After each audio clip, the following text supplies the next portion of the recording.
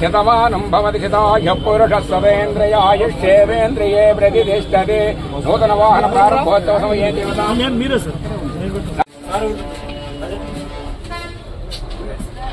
ఓం భద్రం కర్ణ విశృణయామ దేవాః భద్రం పశ్యేమాక్షమిర్యజత్రాదేవదేవైషంయుధాయో అస్తి న ఇంద్రో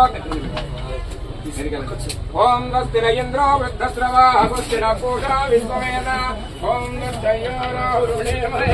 గాతుం యజ్ఞాయ గాతుం యజ్ఞవ విజయవాడ ఆల్రెడీ పాత హైదరాబాద్ తిరుగుతుంది సార్. దానికోసం మన విజయవాడ కొత్త మీరు వచ్చిన తర్వాత మన ట్రాన్స్పోర్ట్ మినిస్టర్ ఏంటంటే ఎవరైనా కొత్త బస్సులో వచ్చినప్పుడు మీరు ఇంటి బస్సులో వచ్చేది ఎమ్మెల్యే గారు వచ్చి ఎమ్మెల్యే గారు మాత్రమే చేయించమంటే ఆఫీసింది మొన్నటి వరకు రిజిస్ట్రేషన్ వారం రోజులు మీతో. హలో హలో హలో సైడ్ రండి అన్న, నువ్వు వెనకరా అన్న, అన్న వెనకరా కొంచెం.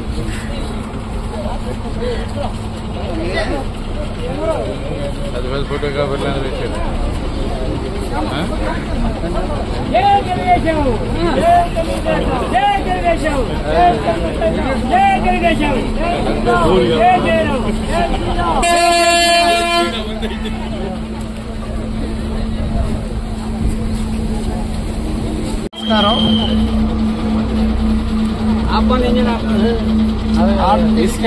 బలోపేతం దిశగా అలాగే ప్రజలకు సౌకర్యార్థం రాష్ట్ర వ్యాప్తంగా ఆర్టీసీలకి ప్రభుత్వం కొత్త బస్సులు ఇస్తున్న సందర్భంలో మన జిల్లాకి 4 ఇవ్వడం జరిగింది.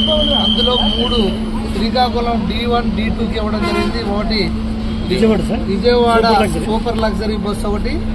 అలా ఇది ఆర్టీసీ స్వయంగా ప్రభుత్వం కొనుగోలు చేసినటువంటిది. 2 కొత్త బస్సులు హయ్యర్ విజయనగరం కోసం తీసుకోవడం జరిగింది.